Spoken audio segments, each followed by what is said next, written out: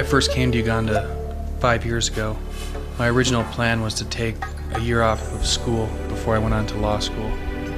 And I saw a lot of suffering around me and a lot of poverty, and so I just found myself slowly getting involved in one small thing after another, and decided to stay. About 3 years ago, John Reardon and I were working together in Kampala, and one of the things we were really struck by is the number of young men who were unemployed, who were about 16 and didn't have the money to continue on in school. And they were just sort of without direction. And so we met a couple of them and questioned them about what they would like to be involved in. And they said they would like a soccer team.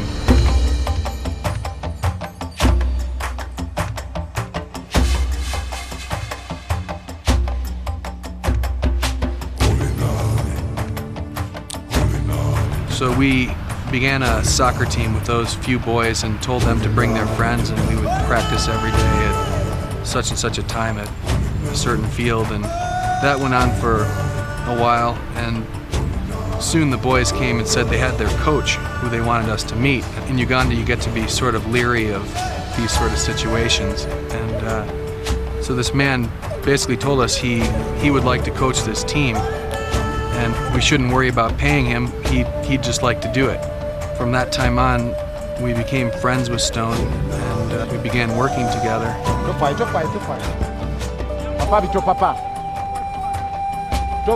Alex, that's better. Stone began playing football in high school, and he was recognized as a really talented soccer player. And when he was about 18, he was picked up by his first professional team. He played at the professional level for 10 years. By that time, he had been chosen to be on the national team, which is the goal of all Ugandan football players, because you have the opportunity to go and play in Europe because you're being seen by scouts from the European clubs. Soon before he began his international career, he was on a breakaway for the goal. Before he shot, a guy cut him down from behind and tore the ligaments in his knee. It wasn't an accident, he did it intentionally, and that put an end to his professional career. In a country where revenge is really commonplace, where 16 years of war and corruption have been centered around revenge, Stone just said to this man, don't worry about it, you did what you had to do.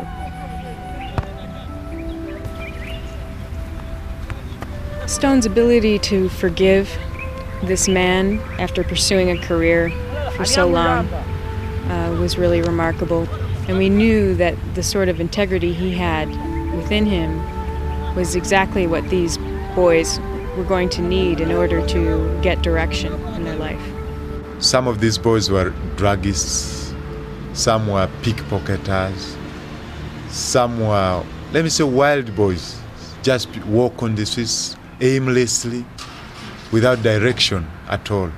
We look at these boys to give them sense of direction.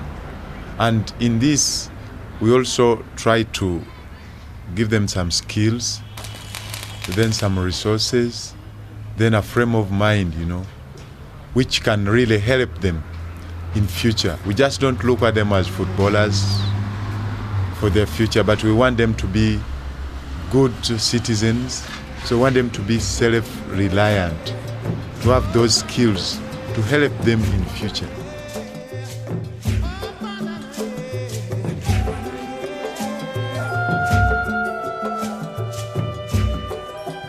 The boys that Stone started with were basically rejected by their family and their community as being, troublemakers and problem children. But Stone really loved the boys and showed a lot of trust in them. We keep these boys just by the love just we give them. Otherwise, we don't give them money, we don't give them things. But they just come because they feel they're at home on the team. It is love that makes everything. You can never be happy unless you have love. So with that, we really work on that. That's the base of the team. It's love and forgiveness. When Stone teaches about love and forgiveness, they can take this back to their own families. They can learn how to love the people immediately around them and learn how to forgive them.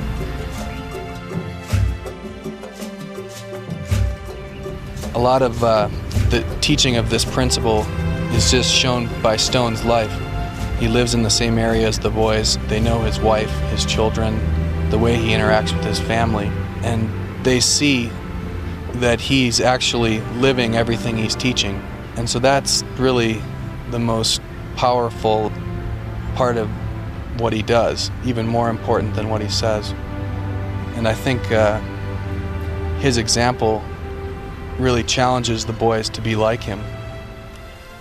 Leadership isn't about being famous. So even though Stone may be affecting only a couple hundred people in his community, those couple hundred people will be affecting villages, and those villages will be affecting other villages.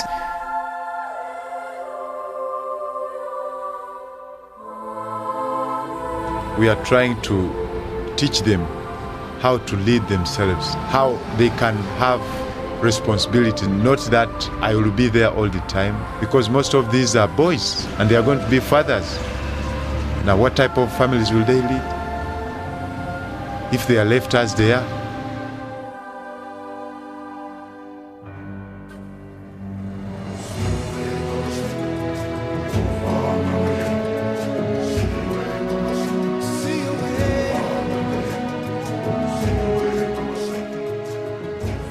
Try to tell these boys that there's nothing which you cannot do.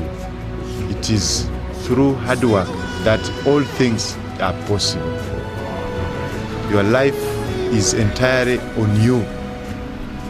What you have in your mind is what will shape your future, is what will shape you.